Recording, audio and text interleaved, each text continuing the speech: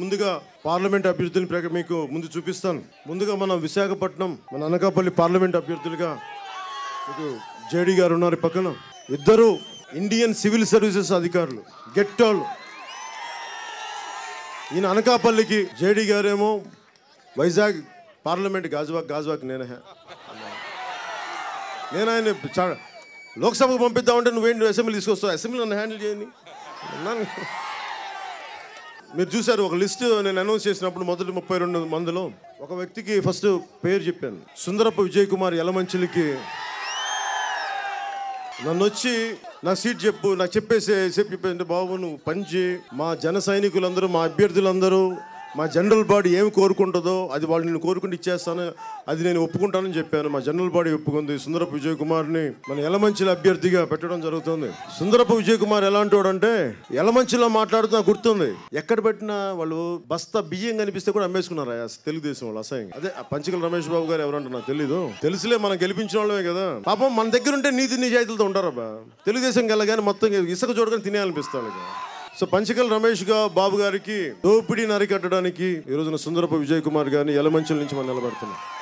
2009లో అప్పటి మనం రాజకీయ ప్రస్థానానికి అండగా నిలబడ్డ గంగులయ్య గారిని, నేను ఇచ్చిన పాడేరుకి వెళ్ళినప్పుడు నేను హెలికాప్టర్ ల్యాండ్ అయితే భూమి ఎవరు ఇవ్వకపోతే, తెలుగుదేశం ప్రభుత్వం నాకు పర్మిషన్ ఇవ్వలేకపోతే నేనున్నానని చెప్పి తన భూమిని హెలికాప్టర్ ల్యాండ్ అవ్వడానికి ఇచ్చిన శ్రీ గంగులయ్య గారిని, కొద్దిపాటి కమతా ఉన్న చిన్నపాటి గిరిజన ప్రాంతానికి చెందిన పెద్ద మనసుతోటి నాకు అండగా ఉన్నందుకు, పార్టీని, కార్యకర్తల్ని, జన సైనికులు అండగా పెట్టుకున్నందుకు ఆయనకి మనస్ఫూర్తిగా ధన్యవాదాలు తెలియజేసుకుంటూ, పార్లమెంట్ ఒక అభ్యర్థిని పెడితే పక్కన వాళ్ళ వాటికి వైసీపీ వాళ్ళకి భయపడిపోయి, తెలుగుదేశం వాళ్ళకి భయపడిపోయి పాప ఆయన పక్కకు తప్పుకుంటే నేనున్నానని చెప్పి గంగులయ్య గారు నేను పార్లమెంట్ అభ్యర్థిగా పోటీ చేస్తాను నాకు చెప్పారని. అందుకని వారిని జనసేన పార్టీ నుంచి, అంటే ఒక మనిషి ప్రతికూల పరిస్థితుల్లో ఎలా మాట్లాడతాడో వాళ్ళ నైజం అది, కష్టమైన పరిస్థితుల్లో ఒకటి ఎలా నిలబడతాడో వాళ్ళ నైజం అది. సో అందరూ పారిపోతుంటే ఒకడు వచ్చి అందరూ 1,00,000 మంది ప్రవాహంలో పారిపోతున్న ఒకడు ఎదురు వస్తుంటాడు. అలాంటి వాడు గంగులయ్య గారు. అలాంటి వాడిని మనం పాడేరు పార్లమెంట్ అభ్యర్థిగా, మనం అరకు పార్లమెంట్ అభ్యర్థిగా నిలబెడుతున్నాం. నార్త్ నుంచి శ్రీమతి పసుపులేటి ఆకుల ఉషా కిరణ్ గారిని అభ్యర్థిగా పెడుతున్నాం. ఈవిడ పోటీ చేసేది నేను చెప్పనే, నువ్వు చెప్తావంటే గంట మోగాలమ్మ, అలాగ ఉండాలి. గంట మోగితే ఉంటుంది. ఆహా, భూ కబ్జాలు జరుగుతుంటే మంత్రిగా ఉండి కూడా ఆయన ఏం చేయలేని నిస్సహాయ స్థితి. మరి ఎందుకు గంటా గారు ఆగిపోయారో తెలీదు. అలాంటి గంటా గారు చట్టసభల్లో రాకుండా ఉండడానికి ఒక ఆడపడుచుని పెడుతున్నాం. పసుపులేటి ఉషా కిరణ్ గారిని పెడుతున్నాం. ఎందుకంటే ఆవిడ ఒక్కనే పెట్టట్లా, పక్కన బొగ్గు సీను గారిని పంపిస్తున్నాం ఆవిడతో పాటు అండగా ఉండడానికి. అలాగే ఏదైనా ఎక్కువ మాట్లాడితే ఇంజక్షన్ చేసే డాక్టర్ రఘు గారిని పక్కన పెడుతున్నాం ఆవిడకి అండగా. నాకు చిన్నప్పటి నుంచి ఎప్పుడు కృష్ణరాజు గారి సినిమా చూసాను, నాకు స్వాతంత్రం వచ్చింది, చీరాలు ఎక్కడ చూశాను. మత్స్య కార్మికుల జీవితాలను చాలా కళ్ళగట్టేటుండే సినిమా అది. అప్పటి నుంచి నాకు మత్స్య కార్మికుల మీద నాకు ఒక ప్రత్యేక దృష్టి ఉండేది. అలాగే నేను అండగా ఉన్నప్పుడు నా భుజం మీద మత్స్యకారులు వల వేసిన, నా గుండె కదిపేసిన మత్స్యకారులకు మీరు అండగా నిలబడాలని చెప్పిన గంపాల గిరిధర్, ఎత్తైన మనిషి, ధైర్యం ఉన్న మనిషిని గంపాల గిరిధర్ గారిని వైజాగ్ సౌత్ అభ్యర్థిగా పెట్టడం జరుగుతుంది. గాజువాక పుట్టి పెరిగిన వ్యక్తి, అండగా ఉన్న వ్యక్తి నేను కాదు, మీరు గాజువాక రావాలని కోరుకుంటే మనస్ఫూర్తిగా వారిని, ఆయన చేసిన సహృదయతకి వారిని ఈస్ట్ నుంచి పోటీ చేయమని వినవించడం జరిగింది. మనస్ఫూర్తిగా ఒప్పుకున్నందుకు కోన తాతారావు గారికి మనస్ఫూర్తిగా మీకు ధన్యవాదాలు తెలియజేసుకుంటున్నాను. వైజాగ్ వెస్ట్ నుంచి అలయన్స్ లో సిపిఐ పార్టీ నుంచి జనసేన బలపరుస్తూ, బహుజన్ సమాజ్ పార్టీ బలపరుస్తున్న శ్రీ సత్యనారాయణ మూర్తి గారిని మన అసెంబ్లీకి మనందరం బలపరుస్తున్నాం. ఎందుకంటే వామపక్షాలు లేకుండా గాని ఉండుంటే, మనం జనసేన గాని లేకుండా ఉండుంటే డ్రెడ్జింగ్ కార్పొరేషన్ ఆఫ్ ఇండియా ఈ రోజున కేంద్ర ప్రభుత్వం కైవసం చేసుకున్నాడు. దాన్ని ఆపాం కాబట్టి జనసేన వామపక్షాలు ఆ కృతజ్ఞతతోటి కార్మికుల సమస్యలను అర్థం చేసుకోవడానికి కలిపి పోరాటం చేద్దాం. మరి మన ఎదుగుదలకి వాడుకొని, మన బలానికి వాడుకొని అభివృద్ధి వచ్చేటప్పుడు వదిలేయటం మిత్రధర్మం కాదనిపించింది. అందుకని మనకి బలమైన సీట్ని వెస్ట్ని వారికి ప్రేమతోటి, ఇష్టంతో ఇవ్వడం జరిగింది. మీరు కూడా మనస్ఫూర్తిగా మీరు వారికి సహకరించాలని మనస్ఫూర్తిగా కోరుకుంటున్నాను. అలాగే చోడవరం నుంచి శ్రీ పివిఎస్ఎన్ రాజు గారిని, చోడవరంలో ఒకరోజు నేను పాడేరు నుంచి వస్తా ఉంటే ఎక్కడ పెట్టిన జెండాలు ఉన్నాయి. చోడవరంలో అండగా నిలబడ్డ పివిఎస్ఎన్ రాజు గారిని పెద్ద మనసుతోటి అందరూ అండగా ఉన్నందుకు వారిని చోడవరం నుంచి మన అభ్యర్థిగా ఈ రోజున మనకి వారికి బీఫామ్ మనం గెలిపించుకుంటాం. మన అభ్యర్థుల్లో చిన్నపాటి సరి చేసుకోవాలంటే సరి చేసుకుందాం, ప్రేమతో చెప్పండి, మన వాళ్ళు సజెస్ట్ చేసుకుంటారు, అంతే సంగతి. అలాగే పాయకరావుపేట నుంచి నక్కా రాజబాబు గారిని మన అసెంబ్లీ అభ్యర్థిగా పోటీ పెట్టడానికి జరుగుతుంది. వారిని భారీ విజయంతో గెలిపించవలసిందిగా మన ఉత్తరాంధ్ర ప్రజలకి, ముఖ్యంగా పాయకరావుపేట నియోజకవర్గ ప్రజలందరికీ మనస్ఫూర్తిగా నేను విన్నవించుకుంటున్నాను. నేను గాజువాక ఇక్కడి నుంచి పోటీ చేస్తున్నానంటే నేను అడిగాను జనరల్ బాడీని, ఎందుకు మీరు నన్ను గాజువాక పంపిస్తున్నారు ఇట్లా అని చెప్పుకుంటూ మాట్లాడితే, జనరల్ బాడీకి సంబంధించిన ఇది వచ్చినప్పుడు ఎందుకు మీరు వెంకటరావు గారిని పెందుర్తి పంపిస్తున్నారంటే, ఇక్కడ మనం బలంగా పనిచేసేవాడు కావాలి, అక్కడ ఎలక్షన్ గెలిచేవాడు కావాలి. వెంకటరామయ్య గారు అయితే గెలిపించి పంపిస్తారంటే, అందుకని స్థానికంగా కొన్ని ఇబ్బందులు ఉన్నప్పటికీ పెద్ద మనసుతో అర్థం చేసుకొని, ఇంకా నేను చెప్పలేదని మీరు చేయి లూపేసి అట్లా వెంకటరామయ్య గారిని బలంగా గెలిపిస్తారు. కానీ వెంకటరామయ్య గారి చిన్న విన్నపం ఏంటంటే, మీరు ఈసారి అయితే మీరు చిన్న చేతుల్లో చాలా జారిపోకుండా బలంగా మనకు అండగా ఉండాలని కోరుకుంటున్నాను. ఎందుకంటే మీరు ఎక్కడ జారిపోదాం అనుకున్నా మా వాళ్ళు పట్టుకుంటారు, అందుకని జాగ్రత్త. ఎందుకంటే నాకు ఈయన చాలా ప్రేమతోటి బలంగా నిలబడే నాయకుడు. ఎలక్షనీరింగ్ అంటే అణువణువున తెలిసిన వ్యక్తి. నాకు తెలియదేమో కానీ వెంకటరామయ్య గారికి ఎలక్షనీరింగ్ అద్భుతంగా తెలిసిన వ్యక్తి. అలాంటి వ్యక్తికి మేము అండగా ఉంటాం. ఆయనకి పెందుర్తి ఎమ్మెల్యే, నాకు వ్యక్తిగతంగా ఎవరి మీద ద్వేషం ఉండదు. పెందుర్తి ఎమ్మెల్యే అదే బండా సత్యం, ఎవరో పేరు కాదు నాకు ముఖ్యం మాట్లాడుతుంది, ఎమ్మెల్యే. ఇందాక ఇప్పుడు ఎలక్షన్ కమిషన్ నుంచి వచ్చాను. నేను రాజ్యాంగబద్ధంగా భారతదేశానికి కట్టుబడి ఉంటానని చెప్పాను. మరి వీళ్ళు కూడా కట్టుబడి ఉండాలి, కానీ మేము దోపిడీలు చేయము, అవినీతి చేయము. మరి వీళ్ళు ఎందుకు చేస్తారు? మీకు భూ కబ్జాలు ఎందుకు చేస్తారంటే, పెందుర్తి ఎమ్మెల్యే అడ్డగోలుగా భూ కబ్జాలు చేశారు. వాళ్ళని ఎదుర్కోవాలని నాకు ఆ సీట్ నాకు కావాలి. పెందుర్తి మనకు కావాలి అంటే దానికి ఈయన కావాలి, అందుకే నేను పెట్టాను అక్కడ. అటు ఇటు చేస్తే సరిపోదు, ఎందుకంటే అక్కడ భూ కబ్జాలను ఆపాలంటే ఆ సీటు మనకి కైవసం అయితే తప్ప నేను భూ కబ్జాలను ఆపలేను. పెందుర్తి ఎమ్మెల్యే బండారావు సత్యానందరావు వాళ్ళ అబ్బాయిని ఆపాలి అంటే నాకు ఆ సీట్ మనకు కావాలి, జనసేనకు కావాలి. అందుకని కష్టమైనా సరే, ఇబ్బందులైనా సరే పెందుర్తి మనం గెలిచి బలంగా మనం జనసేన జెండా పెట్టి చూపిస్తాం అక్కడ. అసలు నేను గాజువాక నుంచి పోటీ చేస్తానంటే ఎలాంటి చెప్పాడంటే మామూలుడు చెప్పలా. అభ్యర్థుల్ని పరిచయం చేసినంత ఒక్కొక్క సమస్య గురించి మాట్లాడతాం. 3 సభలు మాట్లాడాలి ఈరోజు. నాగండి జస్ట్ స్టార్టింగే ముందు వాయిస్తాను, ఒక్కళ్ళు చెప్తాం, ఒక్కొక్కరు అన్యాయం చూపిద్దాం. గాజువాక మీరు వస్తే బాగుంటుందంటే అది అలా కాదు, నాకు జనరల్ బాడీ చెప్పాలని చెప్పినప్పుడు మేము జనరల్ బాడీ కన్వే చేస్తాం. జనరల్ బాడీ అంటే దాదాపు 3000 మంది ఉంటారు. వాళ్ళందరికీ ప్రత్యేకమైన ఐడీస్ ఇచ్చి ఇవన్నీ మేము చేసుకుంటూ ఉంటాం. ఈ గాజువాక మీకు అండగా ఉంటుందని చెప్పిన మొదటి వ్యక్తి తను సీట్ కోసం వచ్చి, మీరు ఈ సీట్ ఇచ్చినా ఇవ్వకపోయినా మీకు అండగా ఉంటానని చెప్పి మనవాడైన తిప్పల రమణారెడ్డి గారిని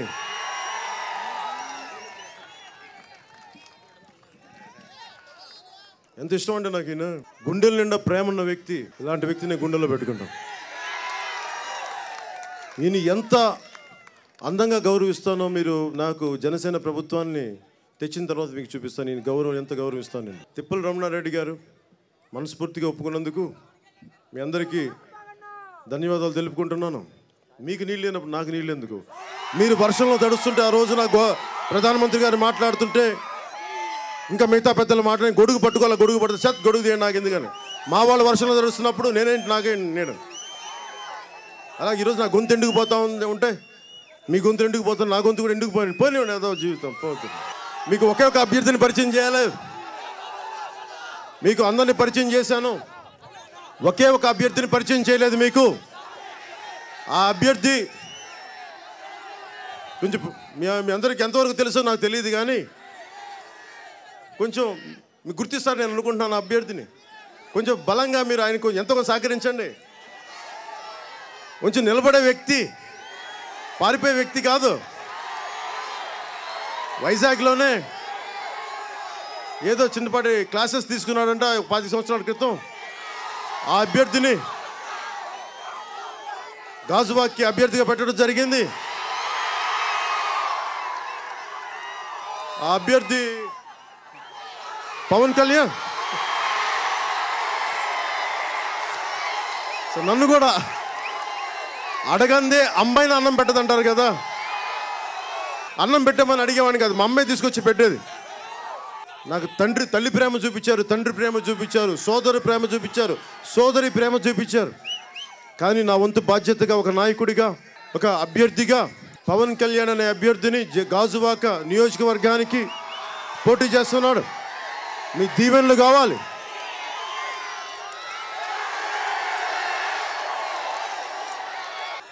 పవన్ కళ్యాణ్ అనే వ్యక్తి గాజువాకే ఏం చేస్తాడు?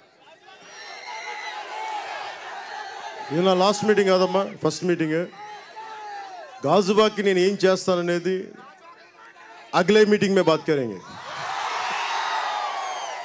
ఇంకా మిగతా మీటింగ్స్కి వెళ్ళాలి. మీ అందరికి అన్నదండలుగా ఉంటాను. మీకు నేను ఉన్నాను. మీ ఇంట్లో వాడు ఒకడు ఎమ్మెల్యే అవుతున్నాడు. వాడు ఎలాంటి ఎమ్మెల్యే అంటే తెలుసు కదా, ఎలాంటి ఎమ్మెల్యే అవుతాడు.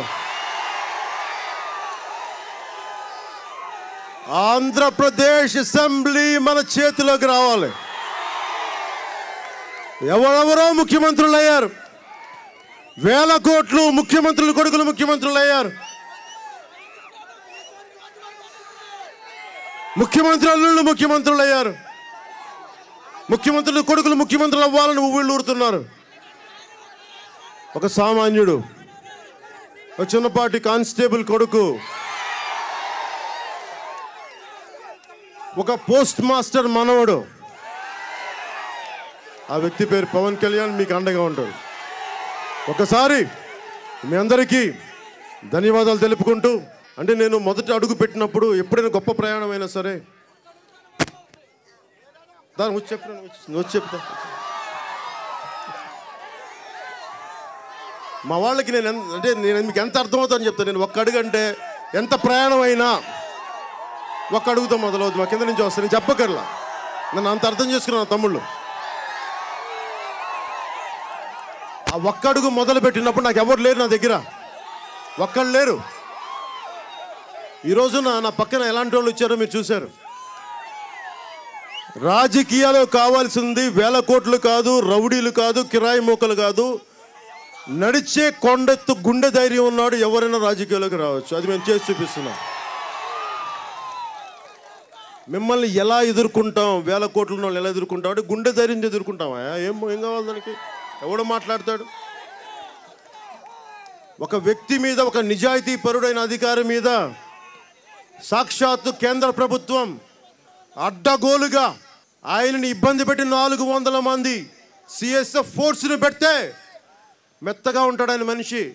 గుండె ఇంత గట్టిగా ఉంటుందని చెప్పి తమిళనాడులో చీఫ్ సెక్రటరీగా జయలలిత గారి దగ్గర పనిచేసిన వ్యక్తి శ్రీ రామ్మోహన్ రావు గారు.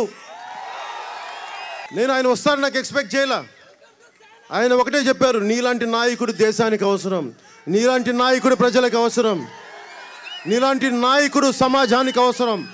అలాంటి వ్యక్తి కోసం నేను ఇబ్బందులు పడైనా పర్లేదు కానీ నేను మీకు అండగా ఉంటానని తెలియజేసుకుని ఈరోజు వచ్చి స్వయాన ఆయన నా చేత రిటర్నింగ్ ఆఫీసర్లు కూర్చొని అన్ని మొత్తం జాగ్రత్తగా చూసి నా చేత నామినేషన్ ఇచ్చినందుకు మనస్ఫూర్తిగా రామ్మోహన్ రావు గారికి మేమందరం మీకు రుణపడి ఉన్నాం సార్.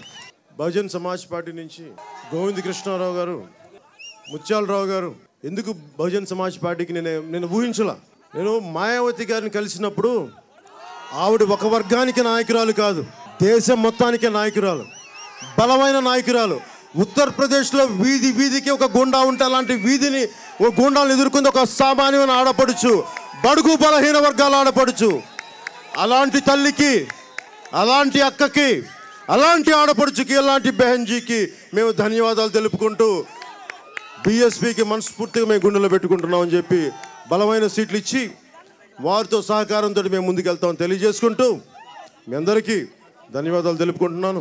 నేను మోస్తే మీ కష్టాలని మోస్తాను, మీ చొక్కాలని మోస్తాను, మీ శ్రమని మోస్తాను. కానీ నేను ఒకే ఒక పెద్ద మనిషి చొక్కా మోసాను. మీ కష్టాలను మోయడానికి సిద్ధంగా ఉన్నాను. కానీ ఒక వ్యక్తి కష్టాన్ని మోసాను. ఒకసారి మేము సిపిఎం మధు గారి చొక్కాని మొత్తం చెమట తడిచిపోయింది.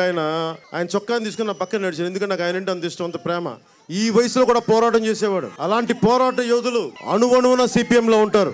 సిపిఎం ఎలాంటి బలమైన పార్టీ అంటే ఈ రోజు వరకు అందరూ స్థలాలు తీసుకున్నారు కానీ సిపిఎం పార్టీ ఇప్పుడు స్థలాలు తీసుకోవాలి. సిపిఎం ఎమ్మెల్యేలు ఎవరు స్థలాలు తీసుకోవాలి. అలాంటి సిపిఎం భావానికి నేను గౌరవిస్తూ శ్రీ నరసింహారావు గారిని మనస్ఫూర్తిగా మీకు జనసేన పార్టీ తరఫున మీకు ధన్యవాదాలు తెలుపుకుంటున్నాను. రాజా గారికి, మిగతా తదితర నాయకులందరికీ ధన్యవాదాలు తెలుపుకుంటున్నాను. అలాగే పేరు పేరున ప్రతి ఒక్కరికి ధన్యవాదాలు తెలుపుకుంటూ జనసేన మేనిఫెస్టో రైతులకి ఏం చేయబోతుంది, యువతకి ఏం చేయబోతుంది, గాజువాక్ ఏం చేయబోతుంది అని ప్రత్యేకించి మీ అందరికీ నెక్స్ట్ సభలో మీకు తెలియజేసుకుంటూ ఎంత అపూర్వమైన అవకాశాన్ని ఇచ్చిన మీ అన్నదమ్ములందరికీ, ఆడపడుచులందరికీ, అక్కచెల్లెలందరికీ ధన్యవాదాలు తెలుపుకుంటూ వైజాగ్ని కాలుష్య కోరల నుంచి, కబ్జా కోరల నుంచి, మాఫియా కోరల నుంచి వ్యవసాయ అవకాశాలు మెరుగుపరిచేలాగా, వలసలు ఆగేలాగా మీకు అండగా ఉంటానని తెలియజేసుకుంటూ, అలాగే ముఖ్యంగా గాజువాకకు సంబంధించి ఉపాధి అవకాశాలు బలంగా ఉండేలాగా స్టీల్ ప్లాంట్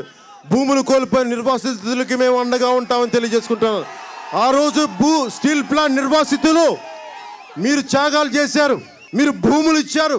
ఈ రోజున విశాఖ ఉక్కు ఆంధ్రుల హక్కు అయింది, కానీ మీ హక్కు కోల్పోయి ఆంధ్రుల హక్కు చేశారు. అలాంటి హక్కులు కోల్పోయిన రైతాంగానికి, కుటుంబానికి ఎమ్మెల్యేగా నేను ఏమి లేకపోతే ఇంత చేశాను. ఎమ్మెల్యేగా వచ్చినప్పుడు ఎవరు మీకు న్యాయం జరగకపోతుంటే ఎవరు అడ్డం వస్తారో నేను చూస్తాను. ఒకసారి మీ అందరికీ ధన్యవాదాలు తెలుపుకుంటూ, మళ్ళీ అనేక సభల్లో మాట్లాడుతాను. గాజువాకలో కూడా మళ్ళీ చాలాసార్లు రావాల్సి ఉంటుంది వైజాగ్కి. మీ అందరికీ ధన్యవాదాలు తెలుపుకుంటూ, పేరు పేరున హృదయపూర్వక కృతజ్ఞతలు తెలియజేసుకుంటూ సెలవు తీసుకున్నాను. జై హింద్.